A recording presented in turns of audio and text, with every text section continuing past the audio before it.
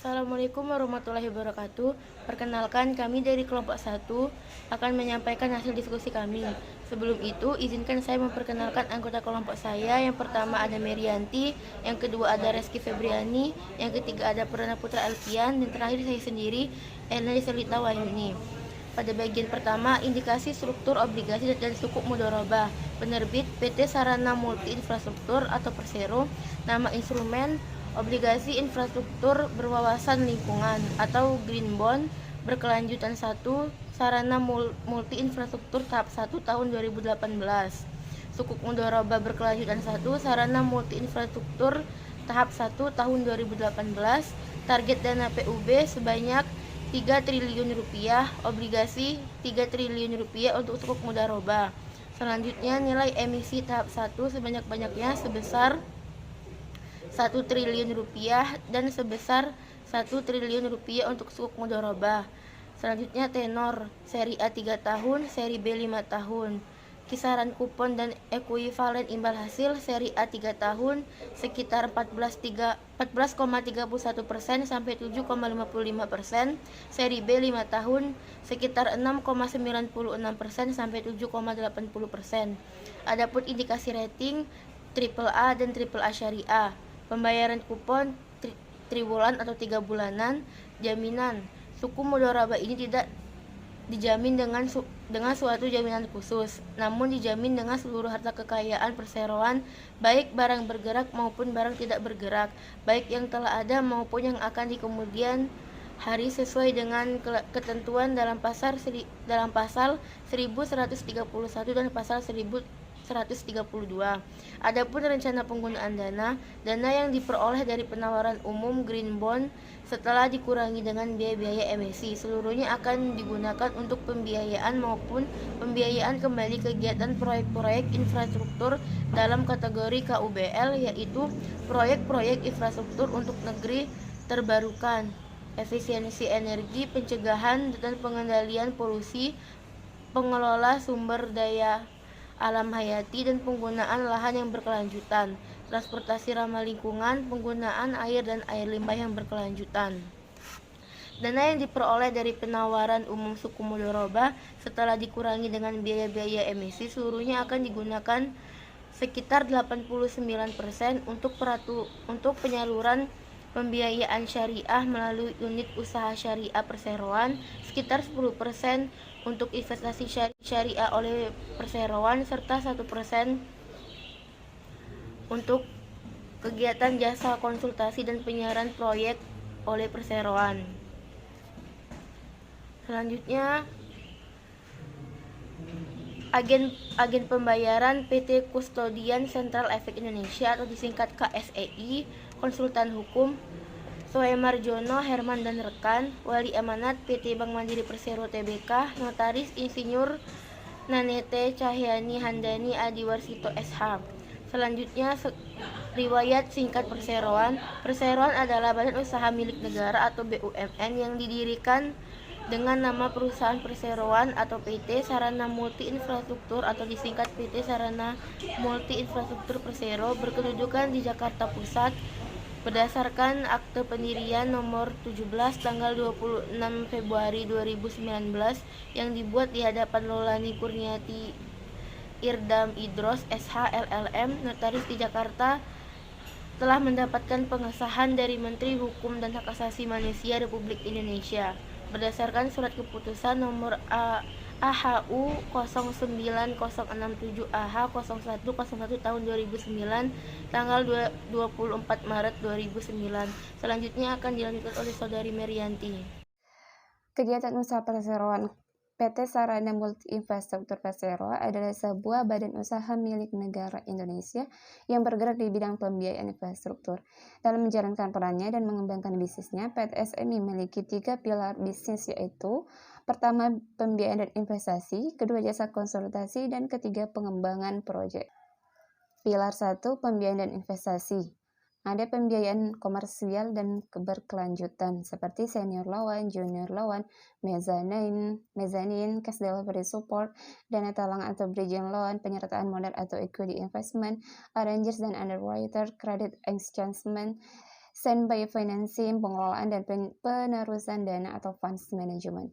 Kemudian pembiayaan syariah, ada IMBT, Murabahah, MEQ, Masyarakat, IM, FZ. Kemudian pilar kedua yaitu jasa konsultasi, di antaranya konsultasi finansial, konsultasi investasi, arrangers pembiayaan, dan konsultasi finansial dan investasi syariah. Pilar ketiga, pengembangan proyek, di antaranya pengembangan proyek KPBU, pengelolaan dana pengembangan infrastruktur sektor panas bumi, pengembangan proyek energi terbarukan dan efisiensi energi, penyelenggaraan pengembangan proyek pembiayaan Pemda dan dukungan teknis, capacity building, dan pendampingan.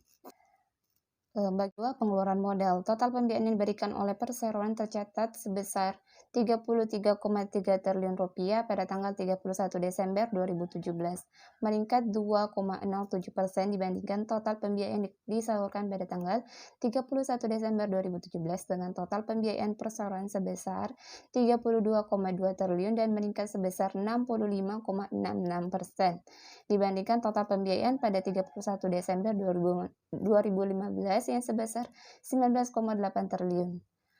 Kemudian total anggaran yang dikeluarkan untuk pembangunan infrastruktur dalam APBN terus meningkat secara konsisten dengan rata-rata peningkatan nilai alokasi 22% per tahun. Dan APBN 2017 nilainya mencapai Rp387,3 triliun.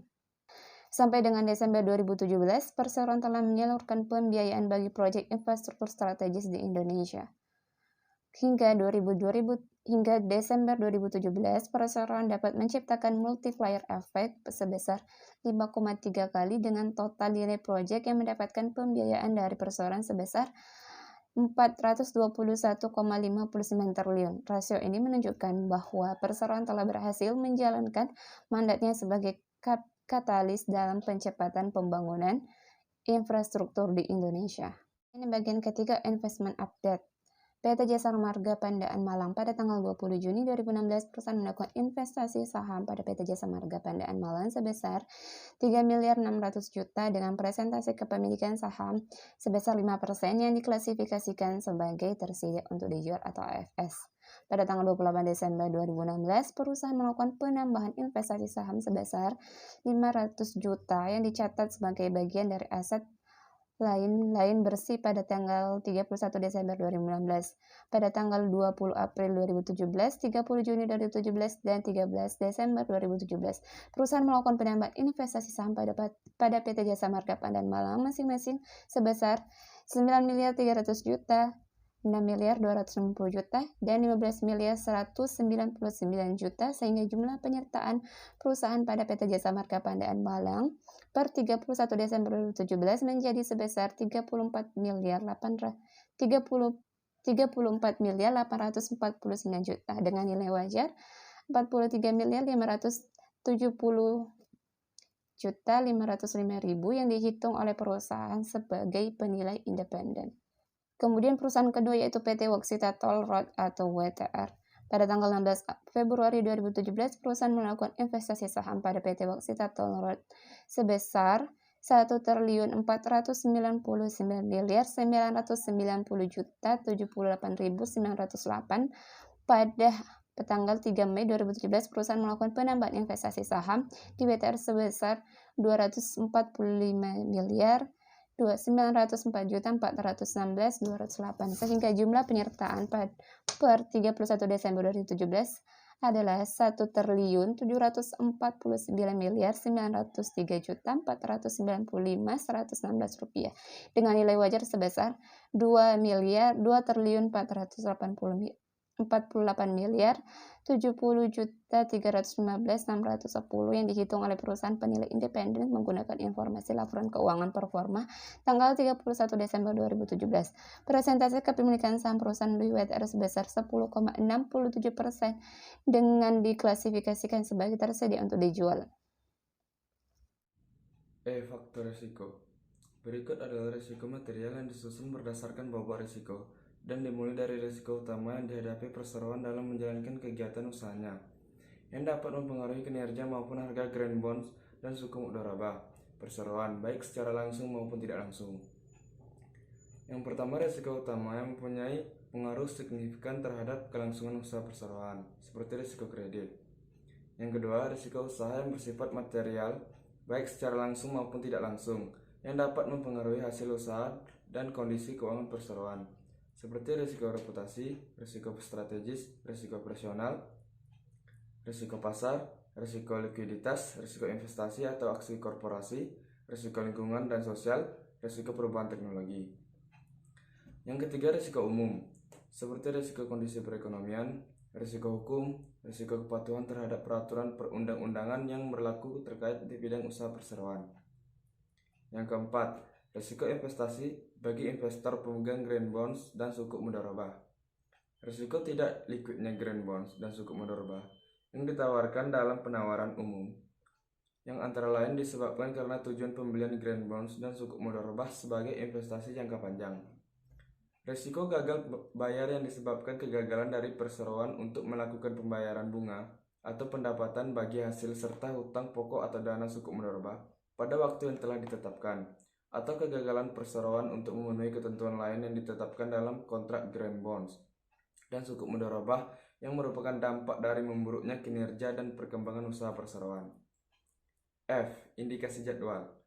Yang pertama, masa penawaran awal book buildings 29 Juni 2018. Yang kedua, indikasi penawaran umum 2-3 Juli 2018. Yang ketiga, indikasi tanggal penjatahan 4 Juli 2018. Yang keempat, indikasi tanggal pembayaran dari investor ke JLU 6 Juli 2018. Yang kelima, indikasi tanggal distribusi secara elektronik 6 Juli 2018. Yang keenam, indikasi tanggal pencatatan di BEI 9 Juli 2018. Baiklah, yang selanjutnya adalah G. Direksi perusahaan, bagian pengurusan dan pengawasan. 1. Dewan Komisaris. Komisaris utama atau komisaris independen Mahendra Siregar. Komisaris Wahyu Utomo Akunta Wibawa Dasanugraha. Komisaris independen Sukatmo Patmo Sukarso. 2. Direksi. Direksi utama Emma Sri Martini. Direktur Edwin Syahruzad, Darwin Trisnajaya Winata, Muhammad Gozi Indra Dalal, dan Faaris Pranawa. H. Tanggapan. Setelah membaca dan memahami prospektus penawaran suku oleh emiten pada PT Sarana Multi Infrastruktur Persero, maka kami dapat memberikan tanggapan pada ringkasan ini. Tanggapan ini kami buat dan kami rangkum dengan mengacu pada potensi sektor infrastruktur nasional jangka panjang dari PT Sarana Multi Infrastruktur Persero. Menurut pemahaman kami, PT Sarana Multi Infrastruktur Persero telah menyusun tahap-tahap dan target perkembangan dalam bisnisnya yang dibagi menjadi 3 fase. Adapun ketiga fase atau tahap-tahap dan target perkembangan dalam bisnis PT Sarana Multi Infrastruktur Persero yang telah kami rangkum menurut pemahaman kami adalah sebagai berikut. 1. Membangun fondasi korporasi yang kuat. Rencana jangka panjang tahun 2009 sampai 2013. Selama 5 tahun pertama, yaitu pada tahun 2009 sampai 2013, PT SMI telah menyelesaikan tahap pertama perkembangan usahanya untuk membangun fondasi korporasi yang kuat dengan fokus pengembangan sebagai berikut. Yang pertama, menjalankan program pengembangan kapasitas secara intensif, mengembangkan proses bisnis perseroan, membangun kepercayaan pasar dengan diversifikasi portofolio pendanaan dan pembiayaan, serta membangun budaya risiko korporasi. 2. Mengembangkan bisnis PT SMI melalui multi pelayanan di sektor infrastruktur. Rencana jangka panjang tahun 2014 sampai dengan 2018. Memasuki tahap kedua dengan target mengembangkan bisnis PT SMI melalui multi pelayanan di sektor infrastruktur. PT SMI telah menetapkan rencana jangka panjang tahun 2014 sampai 2018 dengan penegasan kembali visi misi, nilai-nilai perusahaan, 5 fokus pengembangan pada PT SMI dan sasaran kuantitatif berikutnya yang menjadi acuan pengembangan program kerja PT SMI selama 5 tahun ke depan. 5 fokus pengembangan PT SMI Persero tersebut adalah sebagai berikut. Yang pertama, penguatan 3 pilar bisnis PT SMI. Memperkuat ketiga pilar bisnis yaitu pada bidang pembiayaan dan investasi, jasa konsultasi dan pengembangan proyek. Dalam menjalankan perannya sebagai katalis di dalam pembangunan infrastruktur di Indonesia melalui program kerjasama pemerintah swasta. Yang kedua, strategi leveraging melalui fundraising untuk memperoleh sumber dana alternatif guna mendukung penguatan 3 pilar bisnis, khususnya kegiatan pembiayaan infrastruktur dan investasi. Yang ketiga, pengembangan produk library, yaitu terus mengembangkan variasi produk yang sesuai dengan kebutuhan pengembangan infrastruktur di Indonesia. Yang keempat, penguatan proses bisnis, yaitu menyempurnakan proses bisnis agar dapat menerapkan tata kelola dan meningkatkan pelayanan bagi para pelanggan. Yang kelima, proyek showcase KPS, yaitu mempersiapkan diri untuk menjalankan peran potensial lainnya dalam program pembangunan KPS pemerintah. 3. Menjadi sebuah perusahaan yang memberikan solusi total di bidang pembangunan infrastruktur di Indonesia, yaitu rencana jangka panjang tahun 2019 sampai dengan sekarang. Peluncuran layanan konsultasi sebagai pilar bisnis ketiga PT SMI Persero melengkapi bisnis yang ada dalam pembiayaan proyek dan persiapan proyek. Hal tersebut sangat memungkinkan PT SMI Persero untuk menawarkan solusi yang lebih lengkap lagi untuk pasar.